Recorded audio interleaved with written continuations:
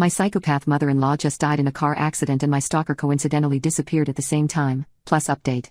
My mother-in-law and I never had a good relationship, and this was down to the fact I was from a poorer family. She has tried to sabotage my relationship with my husband since the day she met me. I wasn't good enough for her handsome and successful boy who was a lawyer and I was a barista with a single mom. She always let me know this. I contemplated ending my relationship several times, especially when she yanked my engagement ring off my finger and tossed it into a lake when we were on a picnic. Thankfully my husband always showed that he is on my side. And I love him. A few years ago, I started getting very threatening and scary emails and texts from someone named Pax. This Pax knew everything about me. It didn't matter how many emails and phone numbers I changed, they always found me. I made several reports but nothing happened. My husband tried everything to trace the emails. Nothing came out of it. This past year I basically never left the apartment alone, as when I did I was sent pictures of me walking. My mother-in-law died in a car accident while driving drunk 1 month ago. She took the life of a mother and a baby in another car too.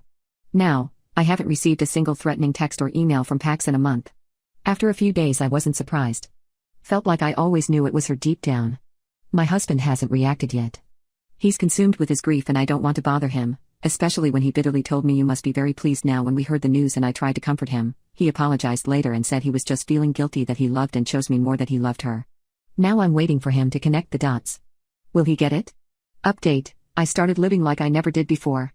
With 10 minutes walks alone, then 15, then half an hour and so on. At first my husband didn't notice my freedom, or maybe he did but was processing it himself. Last Friday I told him that I was going out with the girls alone. He kissed me and wished me a nice evening. When I came home around midnight, he was still up. He said that he wanted to talk to me. He asked me, "Was my mother your stalker?" I said yes, and he broke down crying. He said he has always suspected her and even talked to her a couple of times about it, and she made him so guilty by accusing him of being a simp.